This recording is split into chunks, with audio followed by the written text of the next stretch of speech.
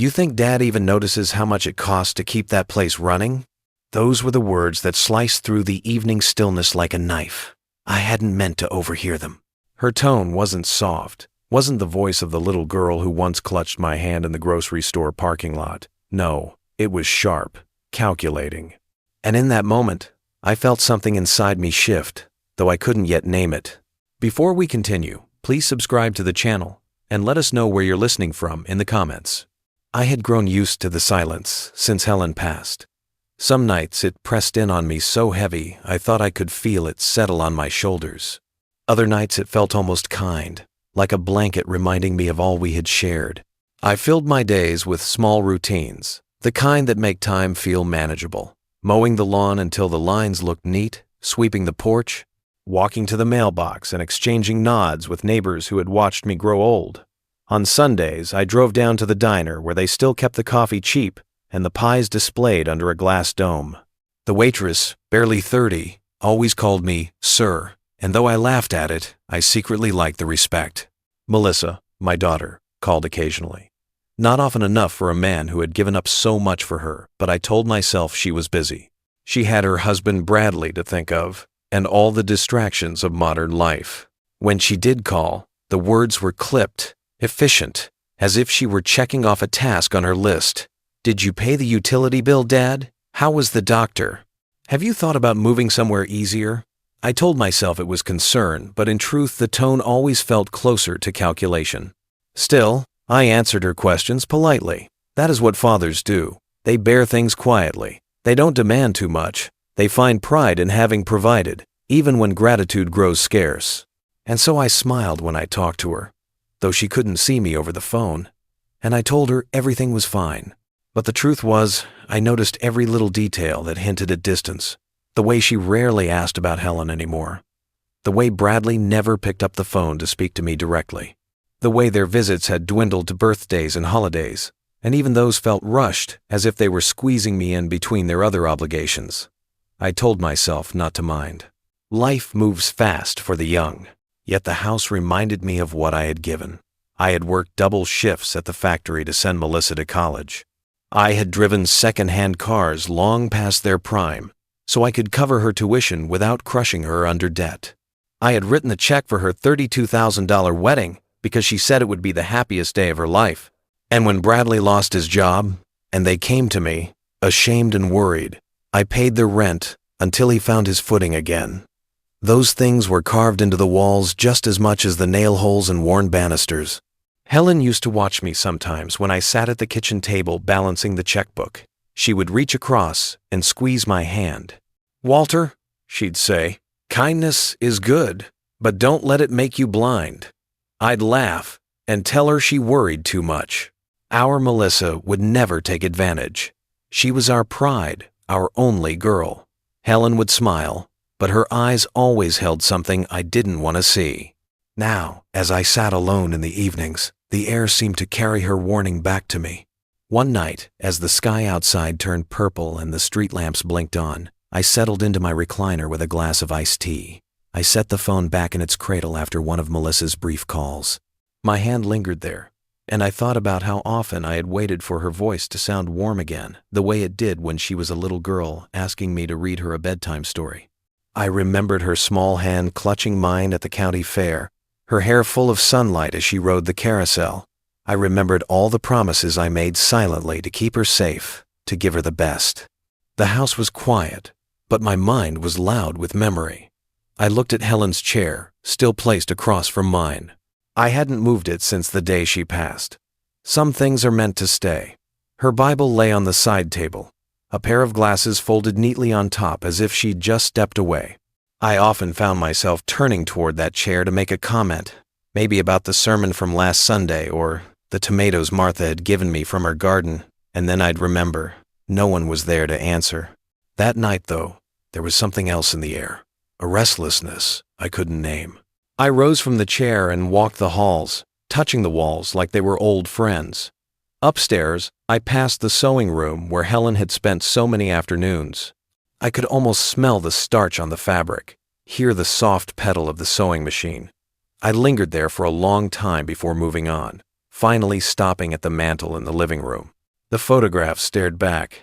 Helen in her Sunday hat, Melissa as a child blowing out birthday candles, Daniel with his boyish grin before he grew quiet and distant. I poured another glass of tea and sat again, staring at the shadows creeping across the walls. I told myself I was lucky to have this house, lucky to have lived a life where love was real, even if it was gone now. I told myself Melissa would come around, that she cared more than her hurried words suggested. But deep down, something unsettled me. It was as if the house itself knew a storm was on the horizon. It happened on an evening that began no different from 100 others. I had brewed myself a fresh pot of coffee and carried it into the living room, the rich smell filling the air. I lowered myself into my recliner, the one that had molded itself to my frame after years of use, and reached for the phone to call Melissa. I wanted to remind her about the hymn sing at church next Sunday, something Helen had always loved. I thought it might bring us together for a simple evening of music. When I lifted the receiver, I realized I had interrupted. The line was already alive with Melissa's voice. She must have dialed our number absent-mindedly while talking to Bradley, or perhaps the phone had connected sooner than she expected. At first, I almost announced myself, but something in her tone stopped me cold. "Dad can't keep living there by himself," she said, her words tight, rehearsed. "The expenses are too much. The house just sits there, and all the equity is tied up. If we move him into Green Pines, we can sell it. 900,000, Bradley. That would be more than enough for Boulder." Bradley's laugh filtered through the line, casual and self-satisfied. "That's exactly what I've been saying. Think about it. Melissa, 900 grand gets us the kind of place we deserve. That mountain view you always wanted, and your father will be better off too. They'll cook his meals, give him his pills, check his blood pressure. He won't have to lift a finger. It's the responsible choice." The words hung heavy in the air. My hand tightened around the receiver until my knuckles burned. I wanted to believe I had misheard, that this was some cruel mistake, but Melissa's response left no doubt. "I know," she sighed, her voice softer but laced with calculation. "He clings to that house like it's a shrine. He thinks it's sacred because of Mom, but he can't keep rattling around in there forever. It's wasted money, Bradley. We need to think of the future." I lowered the receiver gently back onto its cradle, my hand trembling.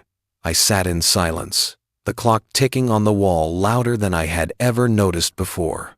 The house, usually so comforting, suddenly felt like a stranger watching me, listening to my humiliation. 900,000.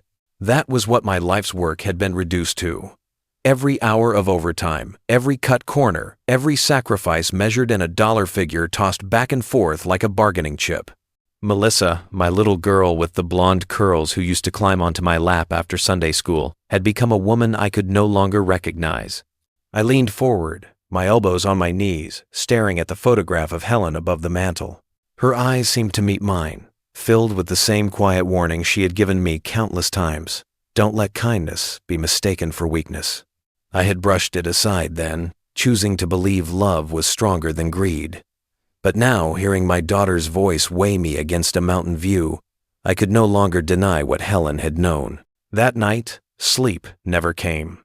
I walked the halls of the house as though each room were on trial. In the kitchen, I touched the recipe tin where Helen had kept her cards, the handwriting on each one still firm and familiar. In the hallway, I traced the grooves on the banister polished by decades of hands. Upstairs, I stood at the doorway of Melissa's old bedroom, the posters long gone but the faint outline of tape still on the walls. I remembered the sound of her laughter echoing down the hallway, the way she used to sing along to the radio when she thought no one was listening. How had it come to this? How had love turned to calculation, devotion to dispossession? I thought of Bradley, smooth-talking, always smiling as though life were a poker game he was certain to win. I remembered the years when I covered their rent after he lost his job, when he thanked me profusely and promised to pay it back. I never asked him to. That was what family did. And now, family had become the justification for betrayal. I sat at the kitchen table as dawn crept in, the pale light cutting across the linoleum. The coffee in my cup had gone cold, but I held it anyway, the bitterness fitting the taste in my mouth. I told myself I would not confront them yet. My anger was too raw, my hurt too deep. Confrontation now would only confirm to them that I was frail, vulnerable, easy to push. No, I needed time. Time to think, time to plan. The phone rang again mid-morning, startling me. Melissa's number lit up on the caller ID. For a moment I considered letting it ring, but habit is hard to break. I answered, steadying my voice. "Hi, Dad," she said cheerfully, as if the conversation I had overheard had never happened. "Just checking in. Did you remember to pick up your prescription?" I swallowed the bile rising in my throat. "Yes," I said, my voice calm. "Everything's fine here." "Good," she replied. "Bradley and I might come by in a couple of weeks. We'll see how things look. Maybe we can talk about some options for the future." I murmured something agreeable and hung up quickly. My hands shook as I set the phone down. She was still playing the part of the concerned daughter, but the mask had slipped, and I had seen what lay beneath. That evening I walked out to the porch and watched the street grow quiet as neighbors turned in for the night. Martha Jenkins waved from across the way, her porch light glowing like a beacon. She had lived beside us for more than 20 years, through Helen's illness, through every holiday when Melissa's family came and went. Martha had seen it all. For a moment, I almost walked over and poured out everything I had heard. But I stopped. This was not the time. My humiliation was still too fresh. Instead, I sat on the porch until the air turned cool and the stars pricked the sky. I felt the weight of Helen's warning settle firmly on my shoulders. I could not pretend any longer. My daughter, my flesh and blood, was plotting to take from me the very thing that had defined my life. I whispered into the night, more to Helen than to myself, "I won't let them do this." I remembered the nights I worked late at the factory when my back ached so bad I thought I'd never stand upright again. I remember cashing those checks and setting most of the money aside for Melissa's tuition. She was bright, she was determined, and I thought a good education would secure her a future I never had. I drove an old Chevy until it rattled so loud the neighbors joked they could hear me coming from 2 blocks away, but it got me to work and back, and that was enough. Melissa, meanwhile, walked across her college campus in new shoes bought with money I'd sweated over. I told myself it was worth it. A father's pride, after all, was in seeing his children rise higher than he ever could. After graduation, there came the wedding. Melissa had stars in her eyes, talking about how she wanted the biggest hall, the longest dress train, the kind of flowers you only saw in glossy magazines. Helen and I sat at the kitchen table one evening. The estimate spread between us, $32,000. I whistled low, but Helen touched my hand. "She's our girl," she said softly. "We'll make it happen." And we did.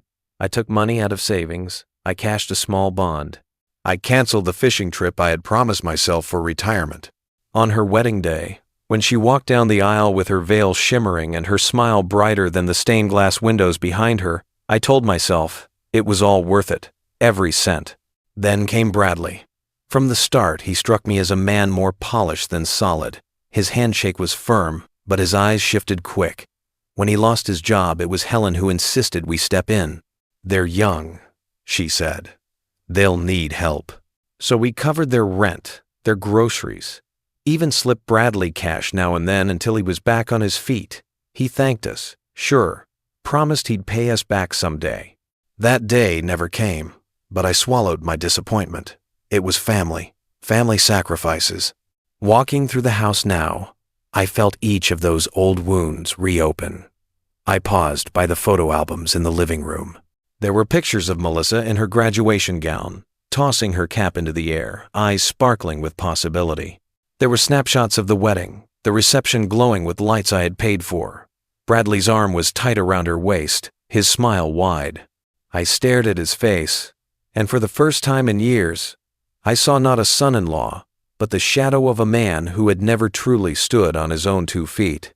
The house was heavy with memories, but none heavier than the absence of Helen.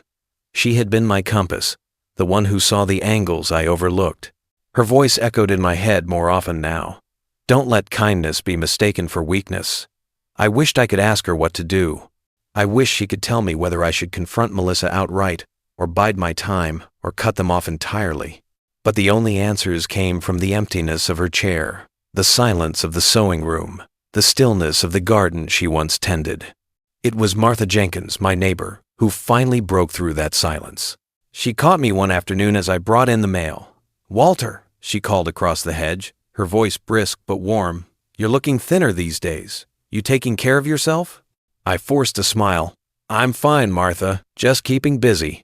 She studied me with eyes that had seen too much over the years to be fooled easily. Martha had been Helen's closest friend, often over at our place for coffee after church or to help with bake sales. She had watched me stagger through Helen's illness, watched Melissa and Bradley sweep in and out of the driveway with polite excuses for why they couldn't stay longer. Martha knew more than I ever admitted. "Busy is one thing," she said, stepping closer, "but there's a difference between busy and worn down." We stood there for a long moment. I thought of telling her everything. About Melissa's call, about the 900,000, about Boulder and Green Pines. But the words stuck. Instead, I muttered, "Kids these days, they don't always see things the way we did." Her expression softened. "No, they don't. And sometimes they don't see what's right in front of them until it's gone." The truth of it sank deep. That evening, Martha knocked on my door and brought over a pie. She set it on the counter, then fixed me with a steady gaze. "Walter," she said quietly, "you've given them enough. Don't let them take what's left of you. We have DeClint." Her words startled me more than I cared to admit. I tried to laugh it off, but she pressed on. "Helen used to worry about this, you know. She told me once, not long before she passed, that she hoped you'd remember your own worth, that you wouldn't let anyone make you small." The pie sat untouched on the counter as I sank into my chair later that night, Martha's words circling in my head. I realized that Helen's warning, Martha's advice, they weren't just worries of women who loved me. They were truths I had been avoiding because facing them meant facing my own fear, the fear of losing my family by standing up for myself. But hadn't I already lost them in some way?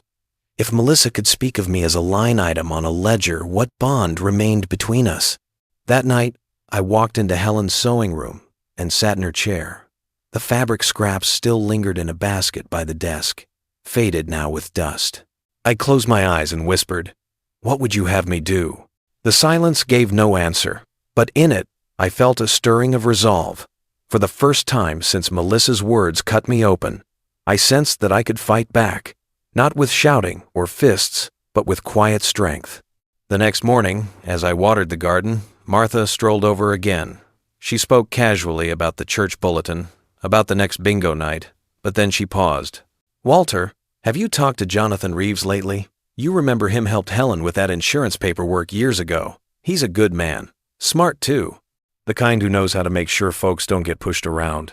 Jonathan Reeves. The name brought back a memory of a kind-eyed lawyer with a patient voice, explaining documents to Helen while I sat bewildered by the jargon. He had been thorough, respectful, the kind of man you trusted right away. I looked at Martha, and she seemed to read my thoughts. "Maybe it's time you called him, just to know where you stand."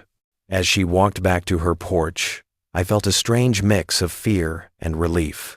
The idea of calling a lawyer felt like admitting my daughter had become an adversary, but maybe that was the truth I needed to face.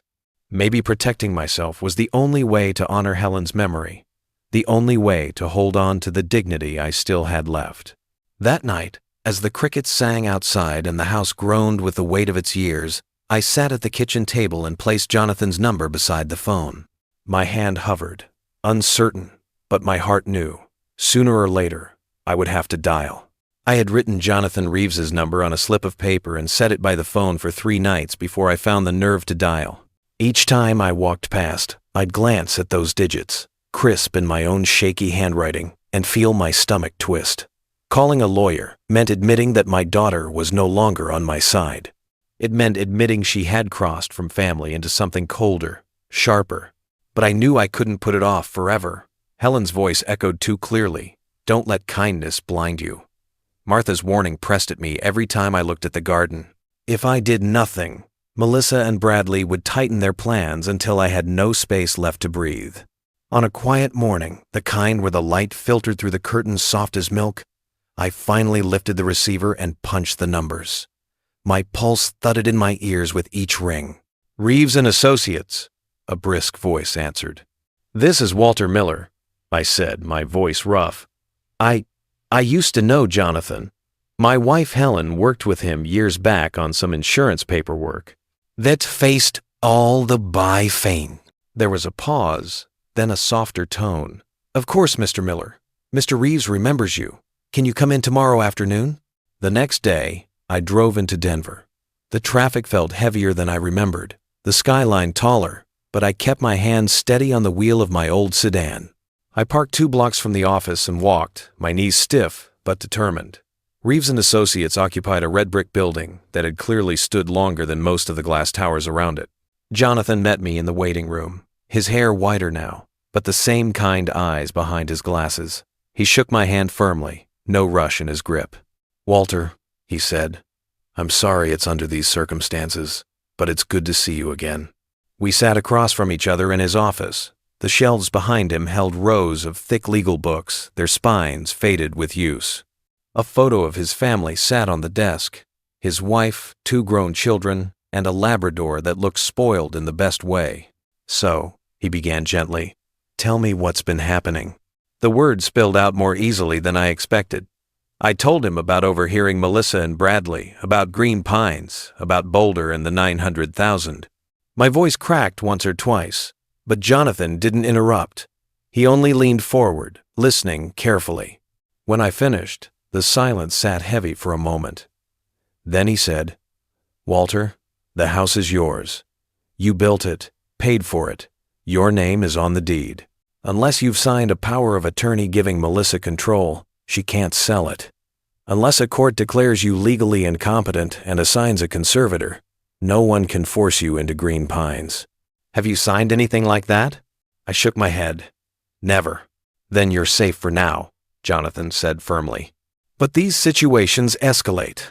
Children petition probate court for guardianship, sometimes with fabricated claims. They bring in doctors to say their parent is unfit. Have you noticed Melissa pressuring you to sign paperwork lately? I thought back. She's mentioned simplifying things, said it would make bills easier. I told her no. Jonathan nodded. Good. Keep saying no. Don't sign a thing. And Walter, if she tries to push guardianship, call me immediately. I've seen this before, more often than I'd like. The gravity in his voice hit me like a stone. This wasn't just my family. This was a pattern.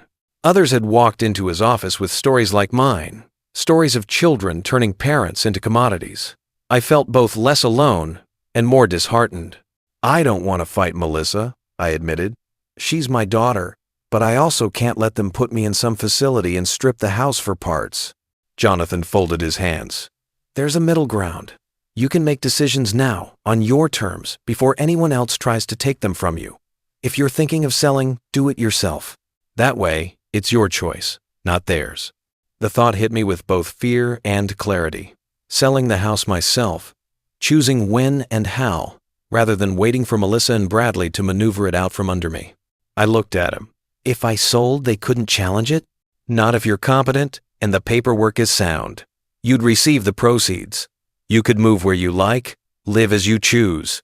It would take away their leverage. I sat back, absorbing the weight of it.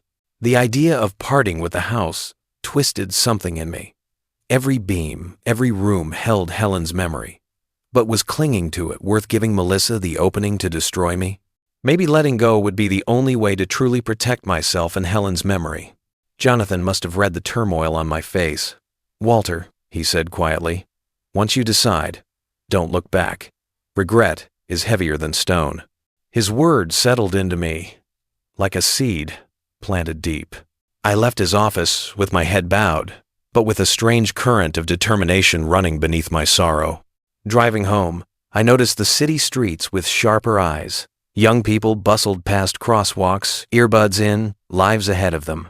I wondered if any of them thought about the years it takes to build something that lasts, or how quickly it can be stolen when love turns cold. When I pulled into my driveway, the house seemed to watch me. Its windows gleamed in the afternoon light, familiar but no longer safe. I walked the porch slowly, my hand dragging along the railing. Inside, the silence was thick as always, But now it felt like expectation, as if Helen herself were waiting for me to choose. That evening I brewed tea instead of coffee and sat by the window. The sun dipped behind the Rockies, painting the sky in streaks of orange and purple.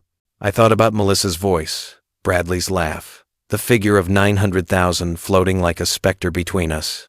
I thought about Jonathan's steady tone, his reminder that the law was on my side for now. I whispered into the dusk, "If I let go, it will be on my terms." The crickets sang their answer, steady and unrelenting. For the first time in weeks, I felt a small ember of control burning in my chest. After I left Jonathan's office, the seed of a plan began to grow inside me. It wasn't born out of anger alone, it was survival, plain and simple. Jonathan had made it clear, as long as my mind was sharp and my signature was my own, the house was mine to do with as I pleased. If I waited too long, Melissa and Bradley might try to twist the law against me. If I acted now, I could cut the rope they were tightening around my neck.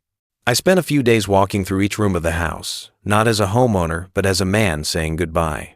The scent of Helen's old recipe cards in the kitchen, the faded quilt on our bed, the creak of the floorboards in the upstairs hall. I absorbed it all with the reverence of someone visiting a chapel. It hurt, of course, but the hurt carried with it a strange clarity. I was not abandoning the past, I was protecting it. Better to leave on my own terms than be forced out like some unwanted burden. One morning I opened the local paper and saw an advertisement for a realtor named Brian Connor. His face smiled confidently above the caption, "Denver's Most Trusted." I had heard his name before neighbors mentioned him when houses sold quickly on our street.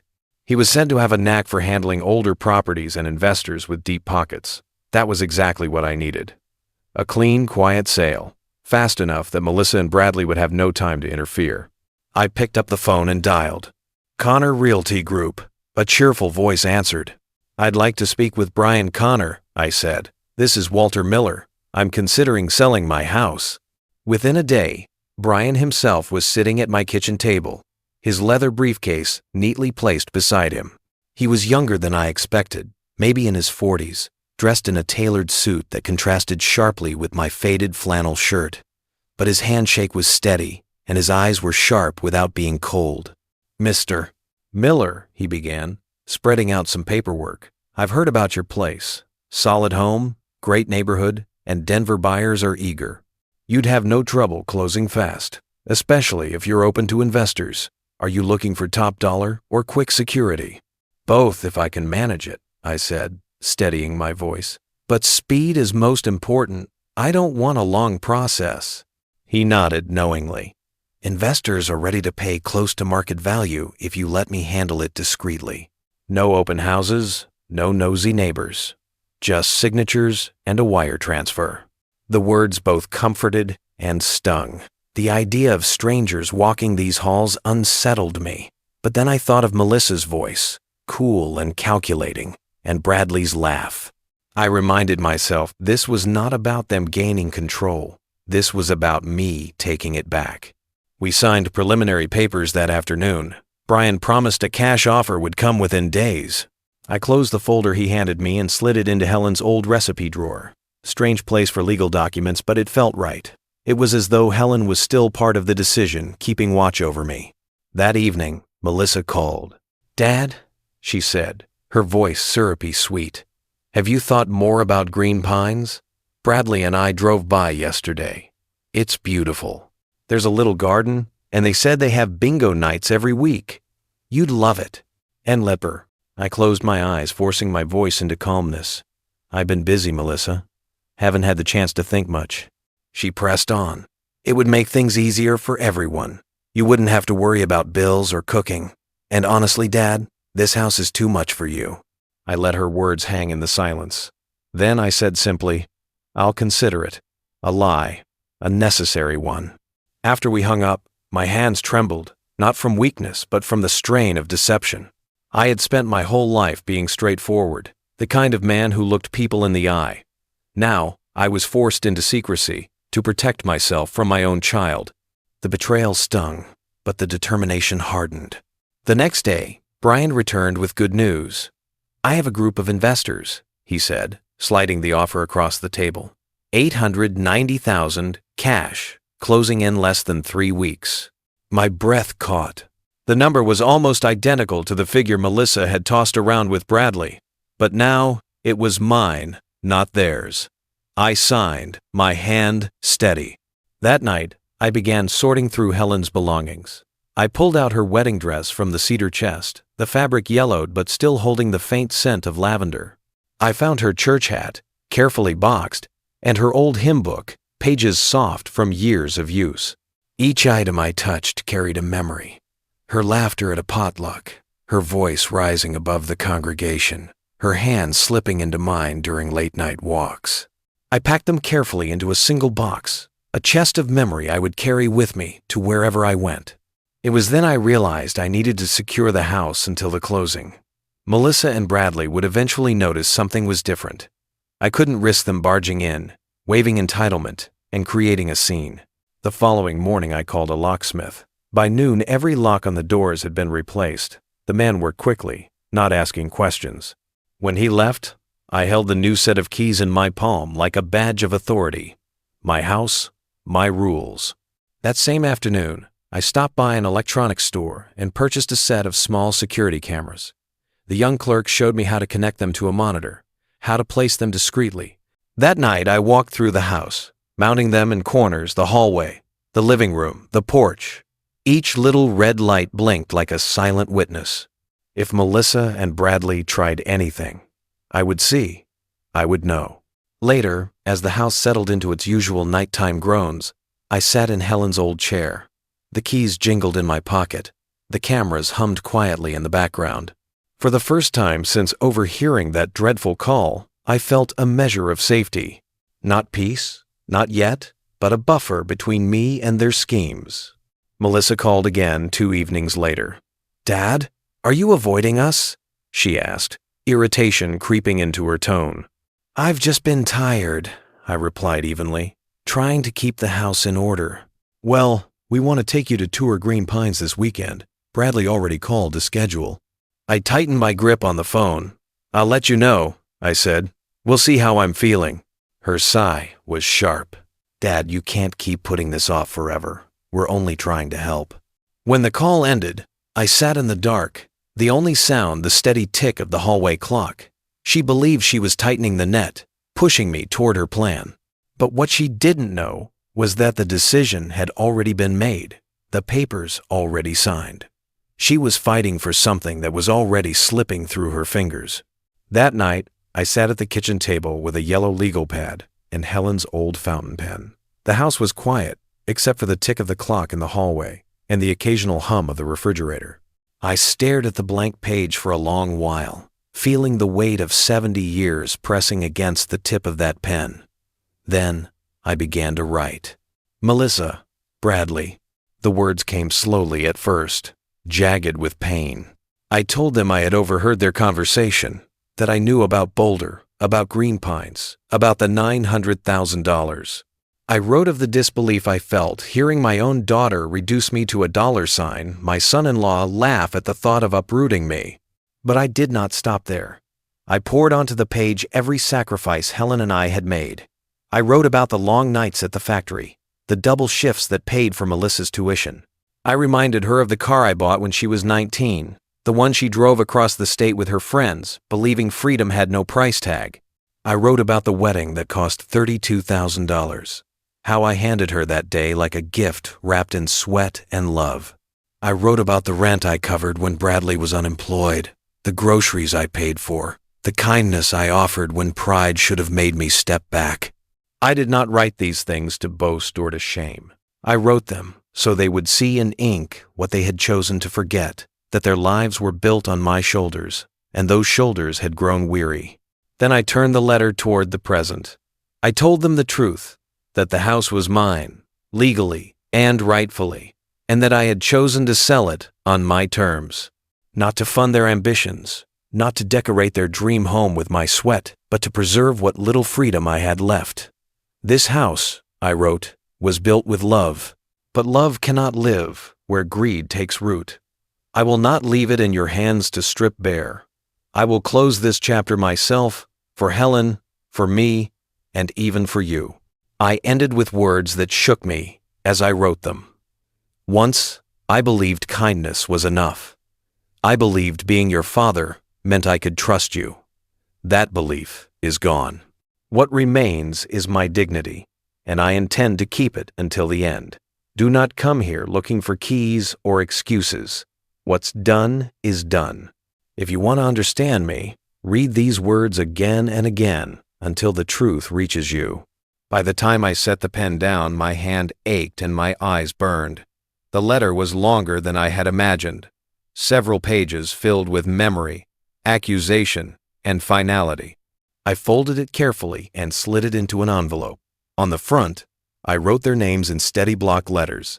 The next morning, I placed the envelope on the small table by the front porch, the one where Helen used to set out pitchers of iced tea for neighbors in summer. The symbolism was not lost on me. Once, that table had been for welcome, for community. Now, it carried my farewell.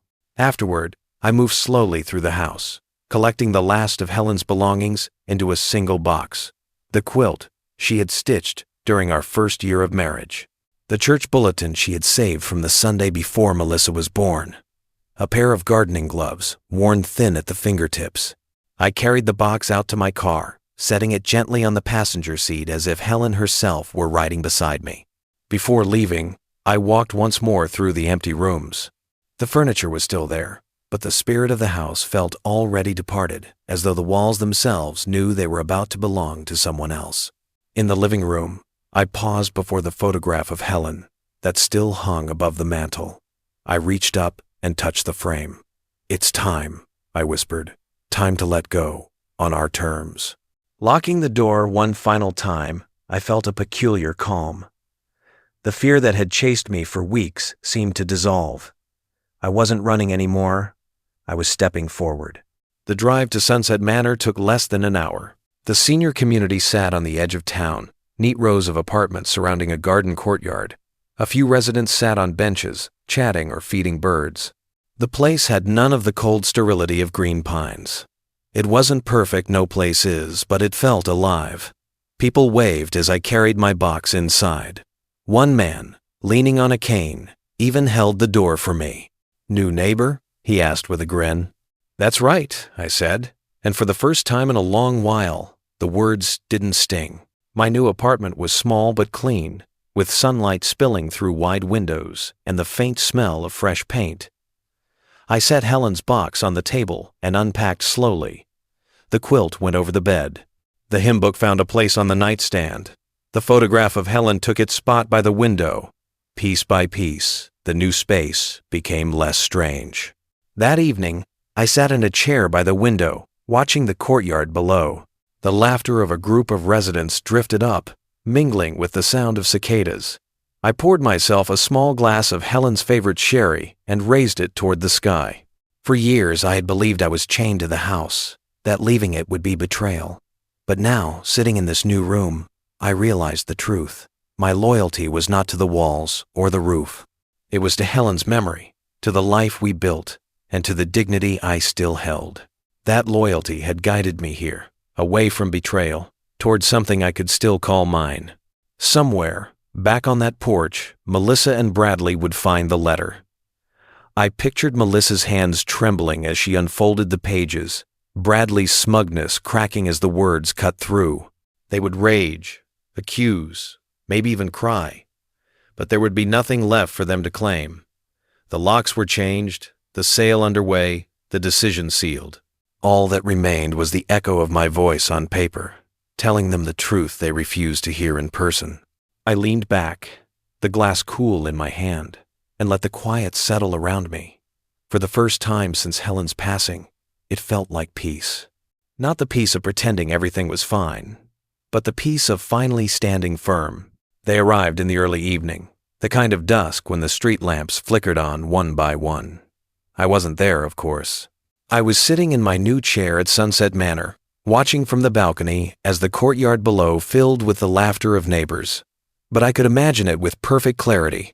Melissa stepped up first, her heels clicking on the porch planks. She reached into her purse, pulled out her old brass key, and slid it into the lock. She turned. Nothing.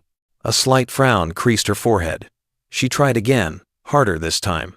Still nothing. Bradley, carrying himself with his usual swagger, laughed under his breath. "You're turning it wrong," he said, taking the key from her. He jammed it in, twisted with more force, but the lock didn't budge. "Try the back door," Melissa snapped, her voice already sharp. They marched around the side of the house, Daniel following at a slow pace, his hands shoved in his pockets. He didn't say a word. At the back door, Bradley tried again. Same result. Nothing. The key scraped uselessly. "What the hell?" Melissa muttered. "Dad must have—" No, he wouldn't. Bradley straightened up, brushing his palms on his jeans. "Locks get rusty. Call a locksmith." Melissa whipped out her phone, her hands shaking just slightly. Within half an hour, a van pulled up. A young locksmith walked up the porch steps, toolbox in hand. He knelt at the front door, fiddling with his instruments, until finally he stood up and shook his head. "This isn't just a lock change," he said, glancing at them carefully. "This contract was filed under a new owner. My system says it's already registered. I can't override it without the property holder's consent. Sorry." Melissa's mouth fell open. "What do you mean, new owner? This is my father's house." The locksmith only shrugged. "All I know is the deed's tied to new records. If you want in, you'll need the current owner." Bradley cursed under his breath, waving the man off. Melissa turned to Daniel, her eyes flashing. "Did you know about this? Did Dad tell you?" Daniel stood at the edge of the porch, his gaze fixed on the envelope lying on the small side table. The white paper almost glowed in the fading light. He didn't answer Melissa. Instead, he walked over, picked up the envelope, and held it out. "It's from him," he said flatly. Melissa snatched it, her hands trembling. She tore it open, the sound ripping through the heavy silence. The pages unfolded, her eyes racing across the words. Each sentence seemed to strike her like a blow. Her lips quivered, her breath caught. Bradley leaned over her shoulder, reading, his face tightening. The air between them grew heavy, charged, as though the letter itself were a storm cloud hanging overhead. Daniel stayed apart, leaning against the porch railing, his expression unreadable. The streetlight above flickered to life, casting sharp shadows across his face. For the first time, Melissa noticed his distance, the way his silence cut deeper than any accusation. She read aloud, her voice breaking. "I heard you. I know about Boulder. I know about Green Pines. I know about the 900,000. This house was never yours to claim." Bradley cursed again, louder this time, his composure crumbling. "He can't do this. He can't just sell it without—" "He can," Daniel interrupted, his tone cold. "It's his house. Always was." Melissa spun toward him. "Don't you dare take his side." Daniel's eyes flashed, his voice low but firm. "There's no side, just truth. You treated him like a problem to solve, not a father to love." The silence that followed was heavier than any argument. Melissa's breath came in shallow bursts. Bradley paced the porch like a caged animal. And Daniel stood still, arms folded. In my mind, I could see it all as if I were there. The daughter undone by her own schemes, the son-in-law rattled by the loss of his imagined fortune, the younger brother standing apart, bearing the weight of honesty they had ignored. The letter lay open on the porch table, its words stark under the porch light. The locks gleamed new, the house stood firm, and the truth finally had a voice louder than Melissa's calculations or Bradley's smirk. "He had no right," Melissa said finally, her voice breaking into a sob. "This was supposed to be for us. He was supposed to trust me." Bradley stopped pacing, his fists clenched. "Trust you? He doesn't even trust himself. He's senile, Melissa. He doesn't know what he's doing. We can fight this. We'll take him to court." Melissa shook her head violently, her hair whipping across her tear-streaked face. "Court? Do you hear yourself? The deed's already transferred. Dad was clear he sold it. You can't sue him for making his own choice." Her voice faltered on that last word choice. For years, she had counted on being the one who chose for him. And now, faced with his decision, she looked like a child again, lost and frightened.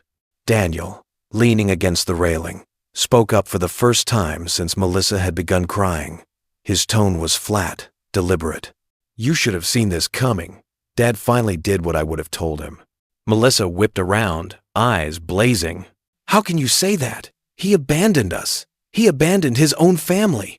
Daniel's voice was cool, but his words cut deep.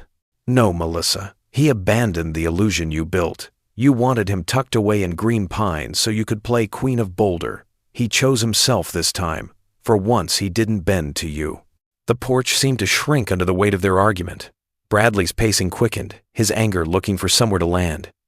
"You pushed too hard," he snapped at Melissa. "You and that damn greed of yours. If you had been patient, if you'd listened to me."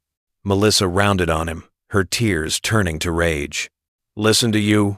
Don't you dare put this on me. You were the one who kept saying 900,000 could change everything. You were the one who wanted the big house in Boulder. You used me." Bradley's laugh was short and bitter. "Used you? Melissa, you've been using your father for decades. Don't act like you were innocent in this. It not every a water dine." Their voices rose and collided, accusation upon accusation. The porch light above them flickered, casting long shadows, as though the house itself recoiled from the spectacle. Daniel didn't move. He only watched, his arms folded, his face tight with something between disgust and resignation. Melissa crumpled into one of the porch chairs, the letter still in her hand. She stared at the words again, but they hadn't changed. "He listed everything," she whispered. "The tuition, the wedding, the car." He remembered every dollar, every sacrifice. Bradley leaned over her shoulder, his voice low, bitter. "Maybe he listed it so he could pretend he's some kind of saint. But we know the truth. He wanted control. He never trusted us." Melissa flinched. "Don't you get it? He trusted us too much. That's why he wrote this. He finally saw what we've done." The silence that followed was jagged. Then Bradley, in a slip of anger, spat out words he could never take back. "I should have just forged his signature when I had the chance." Daniel's eyes snapped toward him. Melissa froze. Bradley seemed to realize what he'd said too late, but the words hung heavy in the air. From the corner of the porch, a faint red light blinked the small security camera Walter had installed. Neither Melissa nor Bradley noticed it, but Daniel did. His lips pressed into a thin line. Melissa's sobs turned to quiet gasps. You thought about forging his signature?" Bradley's shoulders stiffened. "It doesn't matter. It was just talk. Nothing happened." But the damage was done. Melissa looked at him as if seeing a stranger for the first time, her grief turning to a kind of horror. "You would have stolen from him behind my back too. You don't care about family. You never did." Bradley's face darkened. "Don't you dare blame me. You were right there, plotting with me. You wanted that house as much as I did. Don't put this halo over your head now." Melissa covered her face with her hands. The letter crumpled between her fingers. Her voice came muffled but raw. "He'll never forgive me. He'll never look at me the same way again."